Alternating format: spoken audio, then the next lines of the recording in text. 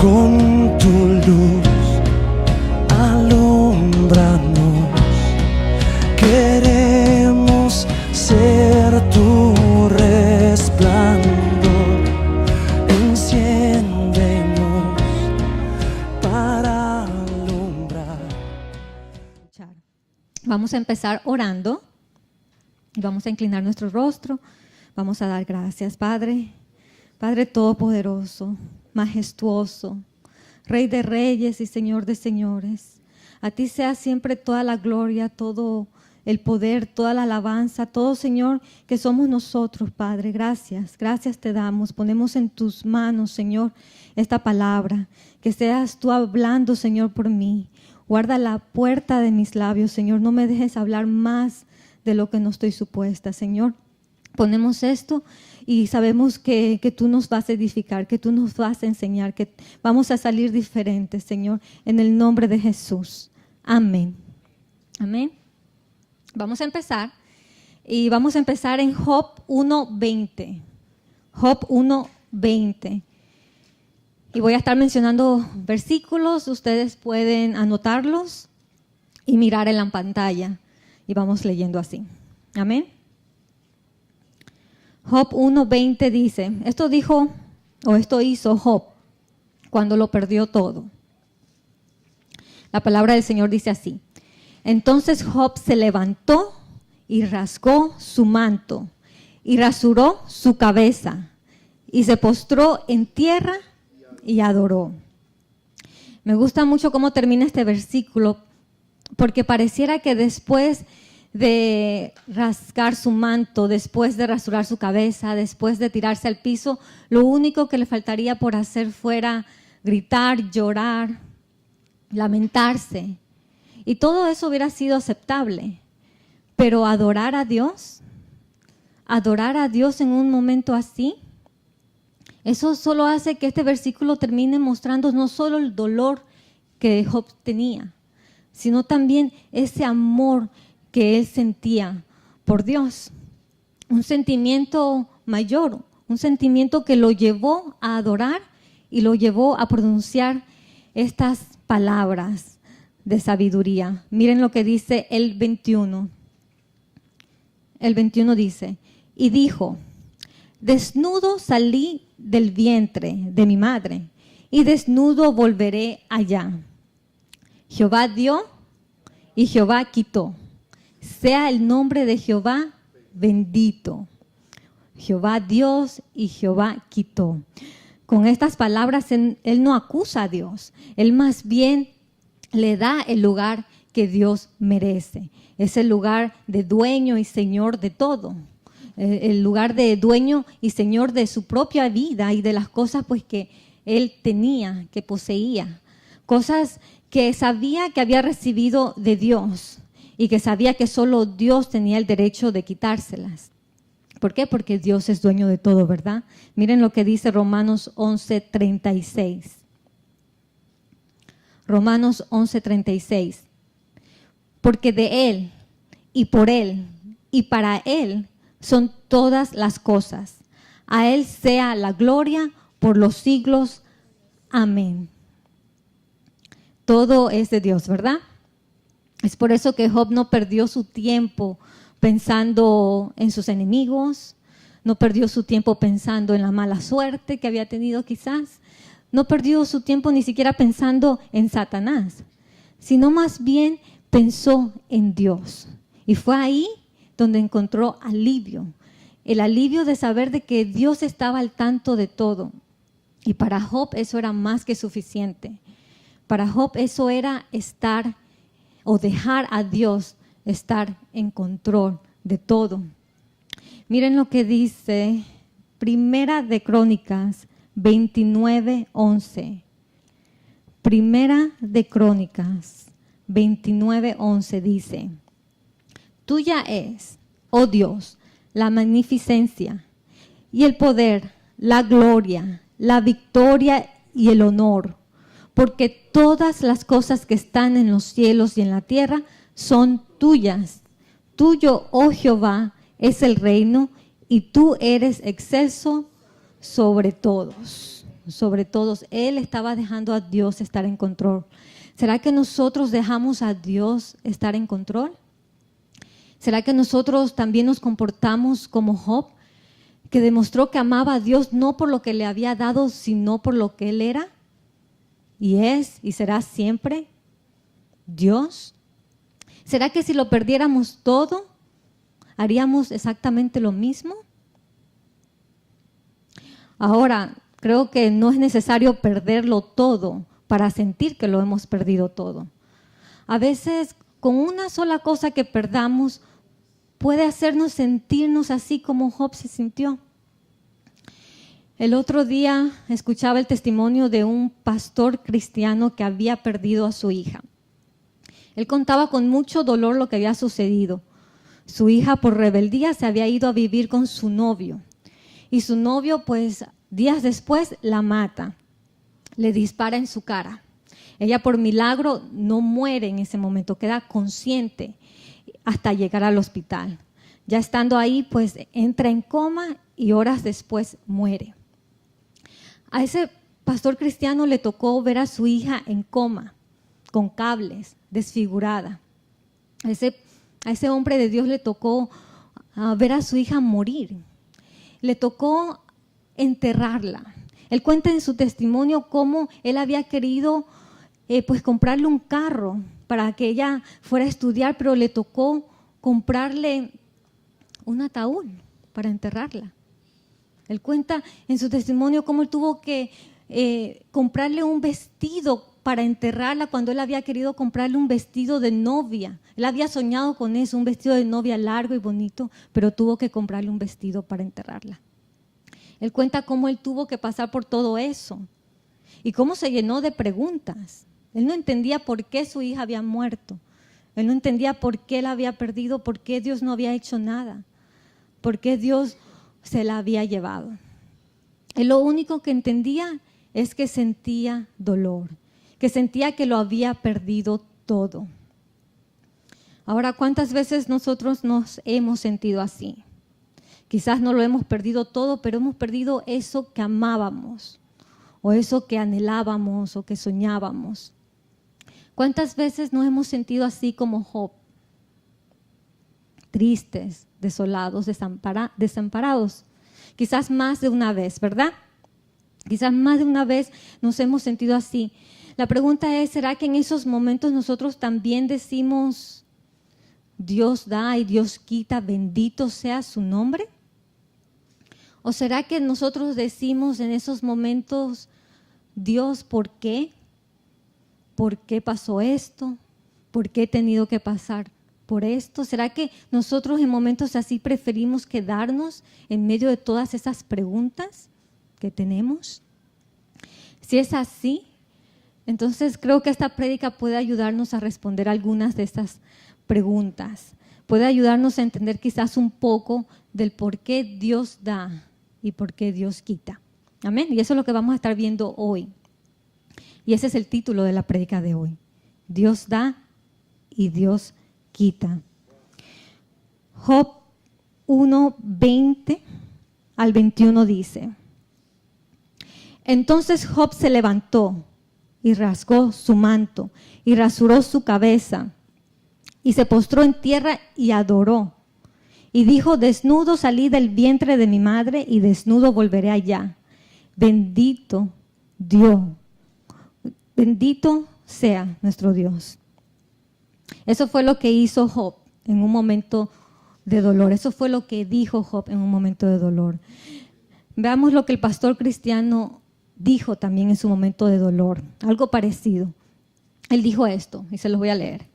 Y levanté mis manos y bendije al Dios de mi creación. Y le prometí: mi alabanza y mi adoración serán tuyas para siempre.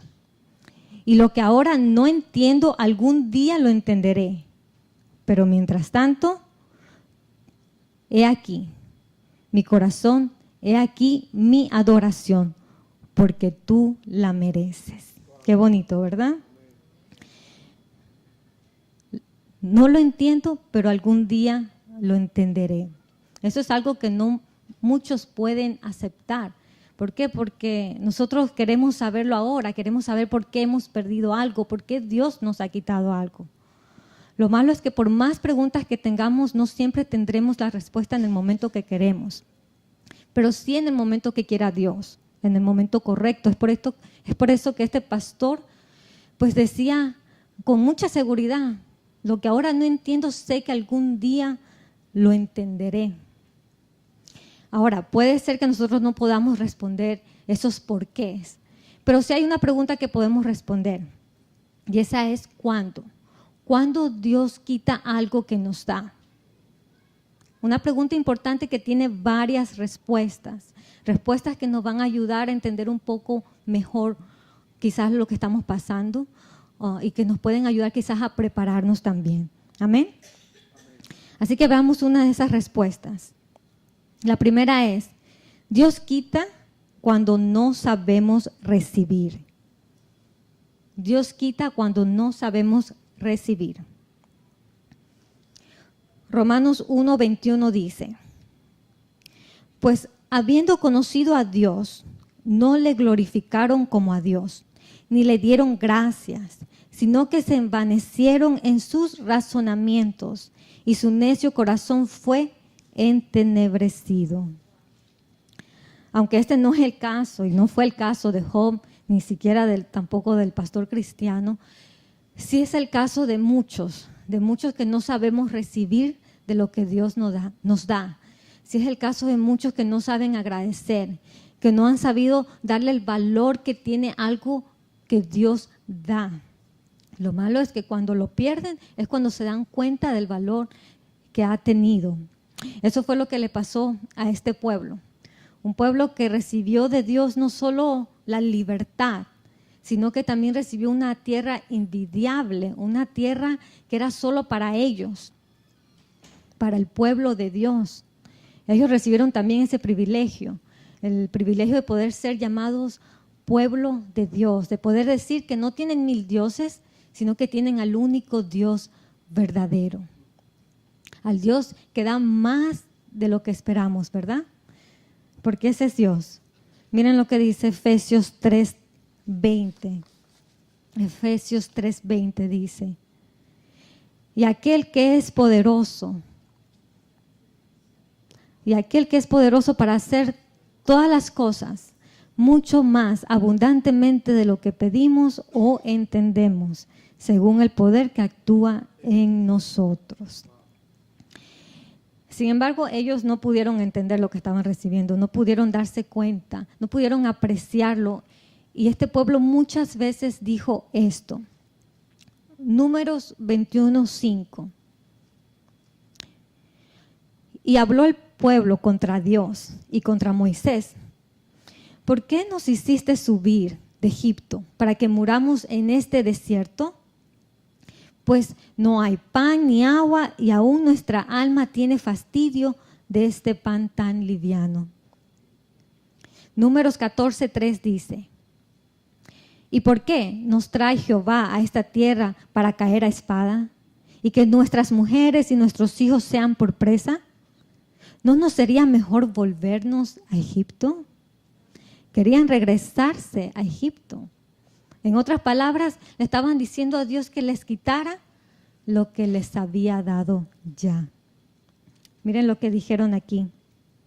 Salmos 78:19. Y hablaron contra Dios, diciendo, ¿podrá poner mesa en el desierto? ¿Se imaginan? Después de todo lo que Dios les había dado, o mejor dicho, después de todo lo que Dios había hecho, miren las cosas que hizo Dios. Leamos desde el 13. El 13 dice, dividió el mar y los hizo pasar. Imagínense las cosas que ellos vieron. Dividió el mar y los hizo pasar. Detuvo las aguas como en un montón. Les guió de día con nube y toda la noche con resplandor de fuego. Hendió las peñas en el desierto y les dio a beber como de grandes abismos. Pues sacó de la peña corrientes e hizo descender aguas como ríos.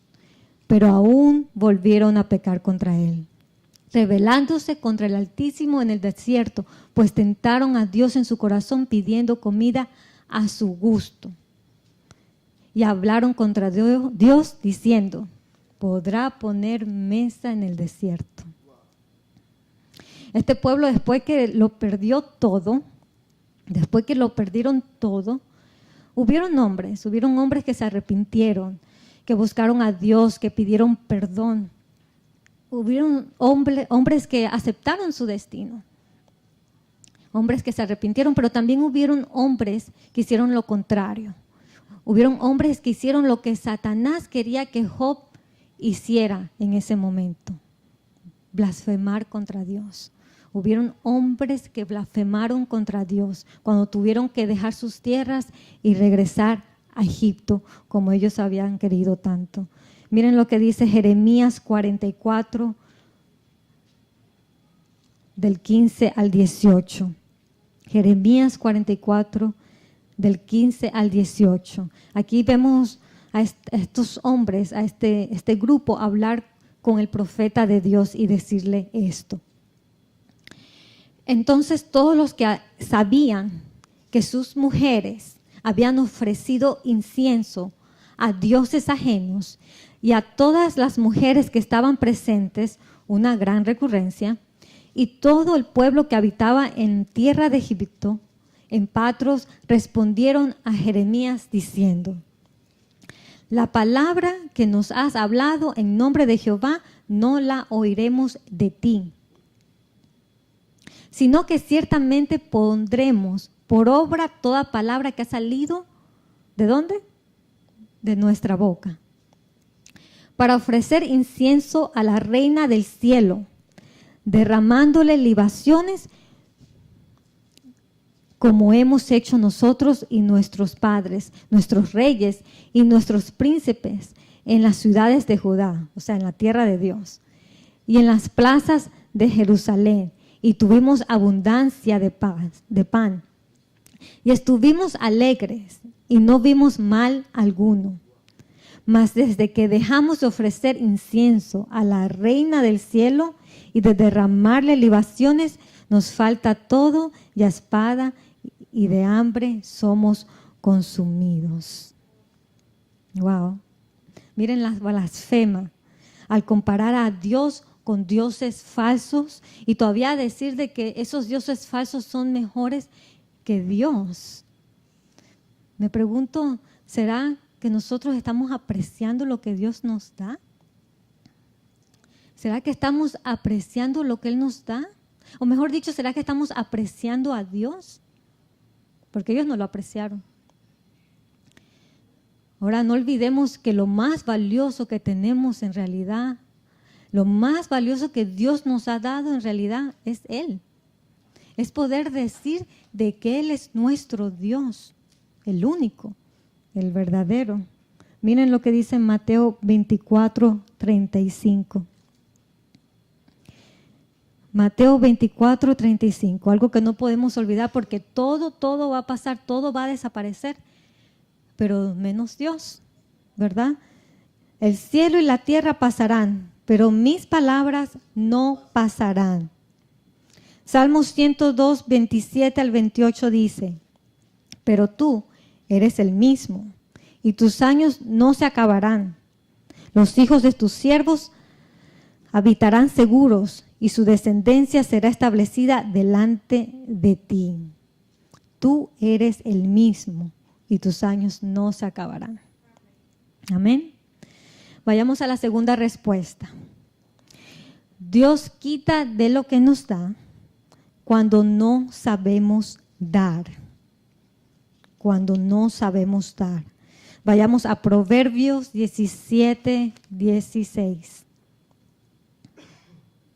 Proverbios 17, 16 dice, ¿de qué sirve el precio en la mano del necio para comprar sabiduría?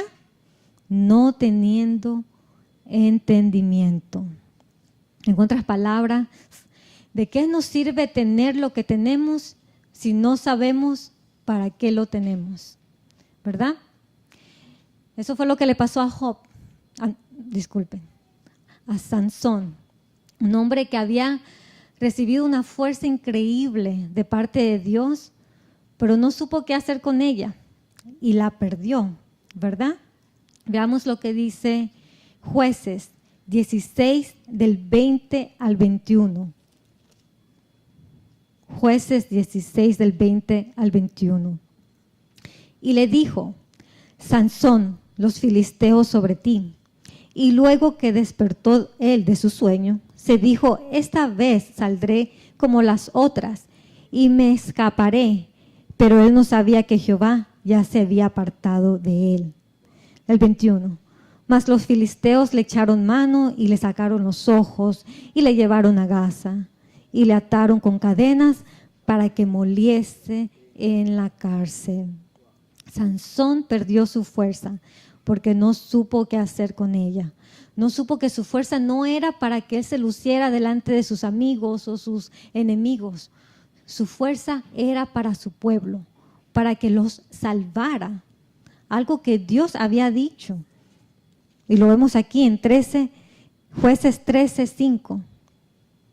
Eso era lo que Dios quería que hiciera con lo que le había dado. Dice: pues he aquí que concebirás y darás a luz un hijo, y navaja no pasará sobre su cabeza, porque el niño será nazareo de Dios desde su nacimiento, y él comenzará a salvar a Israel de mano de los filisteos.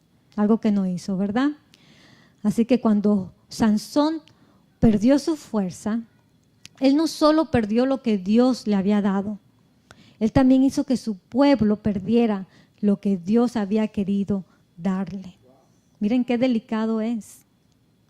Así que es por eso que los animo a dar de lo que Dios nos ha dado, porque cada cosa que nos ha dado tiene un propósito, tiene un porqué, tiene un lugar, un destino a dónde llegar. Amén. Amén. Ahora vayamos a la tercera respuesta. La tercera respuesta es: Dios quita cuando estamos listos para más. Dios quita cuando estamos listos para más. A veces cuando escucho el libro, lo difícil que es leer el libro de Job, me pregunto qué hubiera pasado si Job no estuviera en la Biblia. Quizás no nos hubiéramos dado cuenta de que las personas no solo pierden cosas cuando no saben recibir o no saben dar, sino también cuando están listos para más. Así como le pasó a Job, un hombre íntegro, un hombre de Dios, un hombre que estaba listo para más. Y cuando digo más, no me refiero a todo eso que recibió al final, todo ese extra que Dios le dio. No, me refiero a esta parte que yo sé que para Job fue la mejor parte de su vida. Vayamos a Job 42:5. Job 42:5. Amén. Y dice: de oídas te había oído, mas ahora mis ojos te ven. Amén. Otra versión dice: de oídas había oído hablar de ti, pero ahora te veo con mis propios ojos. Job en toda su abundancia no había podido tener lo que ahora en su escasez tenía. Ahí en medio del dolor, en medio de su pérdida, pudo ver a Dios. A un Dios no solo proveedor, sino un Dios misericordioso, un Dios poderoso, un Dios soberano, un Dios que sabe lo que hace y lo hace para darnos ese fin que nosotros esperamos. Lo hace por nosotros, así como lo vemos aquí.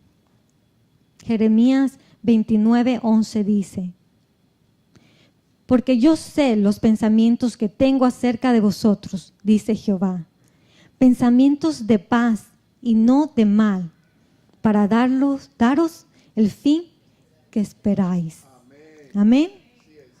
Amén. Puede que Job lo haya perdido todo, pero pudo conocer a Dios. Y eso no tiene precio, ¿verdad?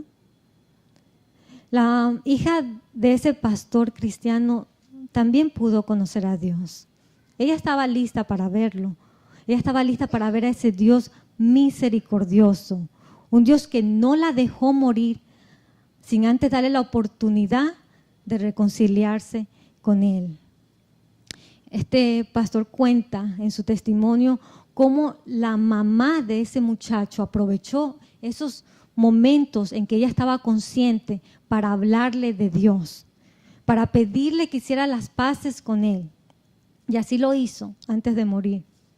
Ella ese día conoció al Dios de su misericordia. Amén. El pastor también, su papá también conoció al Dios de las promesas, al Dios que está ahí, que cumplirá siempre lo que ha dicho. Amén.